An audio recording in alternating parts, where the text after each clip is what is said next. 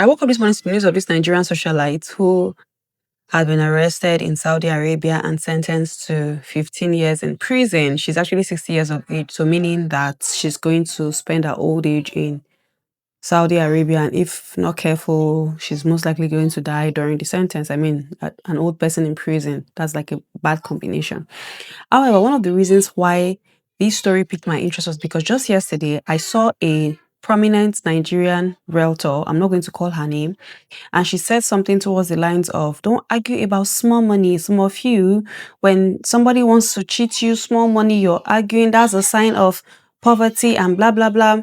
That my mentor once told me that when you argue over small money, you cannot be rich. You know, when I saw that thing, I was like, this is exactly what I keep talking about. How in Nigeria we have everything backwards. Now, let me say this, that my husband worked for, there is this guy, I don't know if you know about this gold gym, where they said the owner of the gold gym died in a plane crash with his family. I'm not going to call his name because on my channel I don't like to drop names, but my husband walked hand in hand with this person.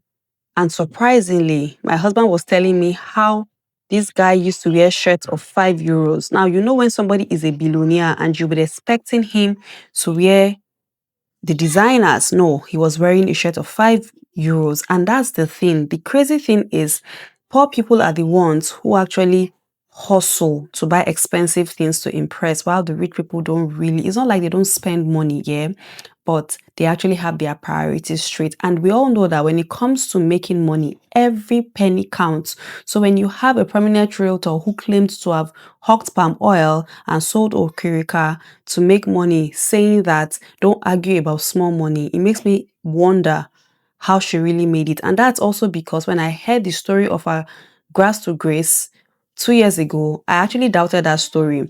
But one thing why this is very fundamental is because we are from a country as Nigerians where we like to oppress each other, where it's all about how much you have. And when you look at the state of things in the country, it is safe to say many people's sources of wealth are actually questionable, because really, where are you guys making this money from? If you're not rich in Nigeria, you're clearly nobody, because you need money for everything. You need money for your justice system to work. Even the police, they're not going to make an arrest if you don't give them money. You know, it's just a crazy country in all.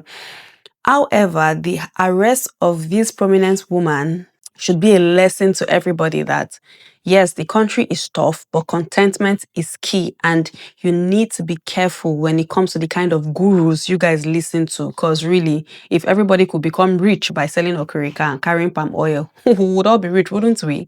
Well, let me know what you think in the comment section.